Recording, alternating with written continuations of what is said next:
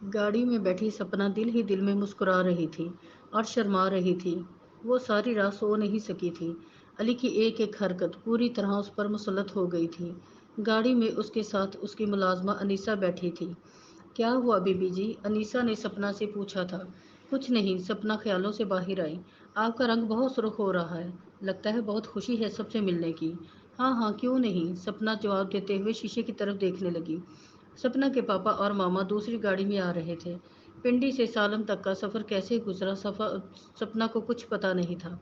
अब सालम से ड्राइवर ने गांव की सड़क का मोड़ लिया तो वहां से अभी आधे घंटे का सफ़र बाकी था। रास्ते में गंदम के सरसब्ज खेत बहुत प्यारे लग रहे थे। अब सपना की गाड़ी बड़ी सी हवेली के दरवाजे के पास पहुंची, जहां चौकीदार ने भाग कर गेट खोला और गाड़ी सीधी हवेली के अंदर चली गई, जहां पहले से भी 3-4 कारें और एक जीप खड़ी थी। गाड़ी रुकते ही हर तरफ शोर मच गया। सपना की कजन्स, बच्चे, ताया जी, ताई जी, दोनों छोटे चचा और चची सब भाग कर बाहर आ गए थे। इतने में सपना के पापा और मामा भी गाड़ी से निकल आए थे।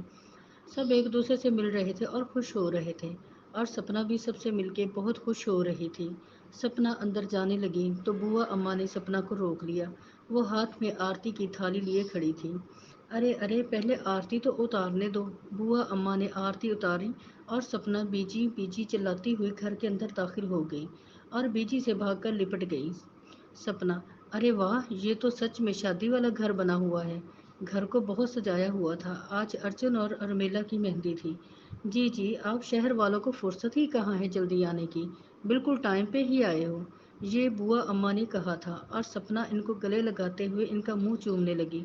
अरे बुआ अम्मा, इतने में राय अमर प्रताप बोले। अरे अपा, शहर में इतना बड़ा बिजनेस है और अकेले ही देखना होता है। बस बस रहने दो, अब के बार बीजी ने कहा था। फिर इसी तरह सब एक अपनी अपनी बातों में मसरूफ हो गए। सपना अपनी कज़न नेहा से पूछते हुए, और मिला कहाँ है? वो ऊपर है, नेहा ने जवाब दिया। और फिर सपना नेहा का हाथ पकड़कर ऊपर उर्मिला के कमरे की तरफ चल पड़ी।